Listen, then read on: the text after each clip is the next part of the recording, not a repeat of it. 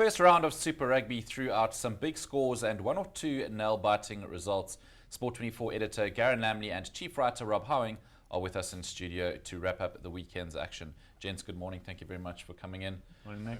Garen, great to have Super Rugby back on our TV screens. And let's start with the Australasian Conference. Obviously, now we're starting with games on a Thursday.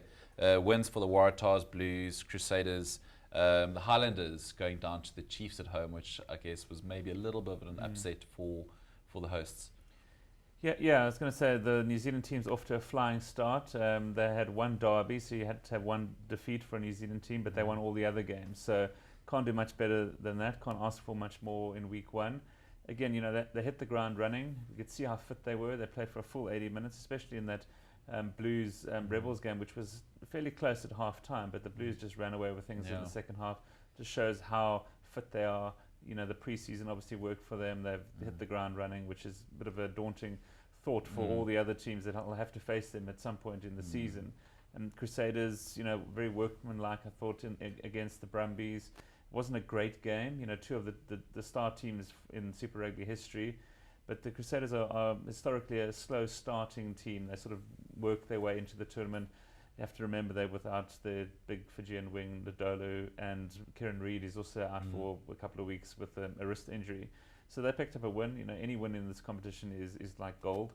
No matter if you play at home or away, you want to just bank those points. So they're off to a flying start. The Highlanders Chiefs game. The Chiefs are a good side. Again, they're missing a couple of players. Brad Weber out for the season. We saw him getting hurt in pre-season.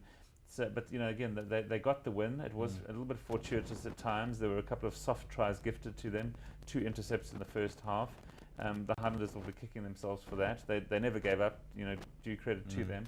They dominated possession and territory and all on the stats, but just not on the scoreboard, unfortunately for them. But they'll certainly be back. You can't write them off. And then from an Australian point of view, again, the Waratahs Force was a typical Australian game. You know, if you sat through that, you're probably upset you did. 80 minutes of your life you won't get back. But again, the Waratahs, which we thought might be the team to watch from Australia, weren't great, but again, they got the win. And then the Reds against the Sharks, the Reds eked out a victory. I think they probably were full credit for their win. The Sharks weren't as good as I thought they would be on the road. Obviously, we have to remember that the Sharks are playing the Australian teams this year. We thought on paper that would be better and easier, but a loss to an Australian team is as good as a loss to a New Zealand team, so not great for them. They have to now play the Brumbies in Canberra next weekend. I think they might even struggle to win that game. So 2 losses on the road against Australian teams.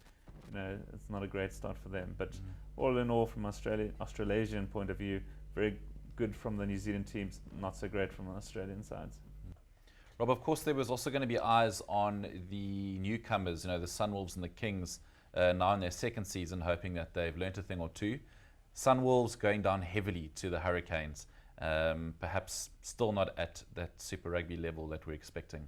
Yeah, disappointing results. 17-83 tells you a lot about the one-sidedness of that game. The Hurricanes really just blew them apart with their sort of their class and the skill factor. You know, it was really the showing of a sort of a champion side and quite a big statement.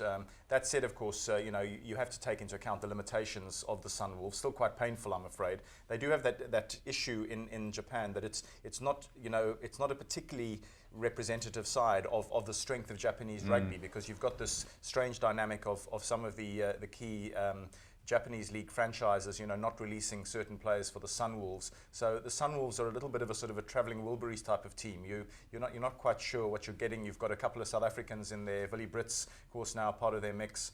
And you know, they had their good moments. The only good thing about that game was the huge crowd. Japanese seem to be quite loyal, long-suffering sort of supporters. But I mean, it was as if they'd won the World Cup final. You know, whenever on the rare occasions the Sunwolves scored.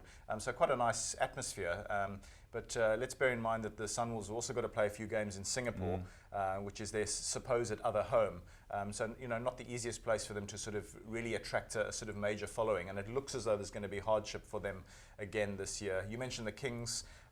you've got to say they didn't make that much progress. A lot of talk pre-season about how they're looking better this year. Their conditioning is better. They've picked up a few sort of journeyman signings, and everyone thought, well, maybe they'll actually play a little bit better. But there was, again, a pretty ghost-like atmosphere in Port Elizabeth, not much of a crowd.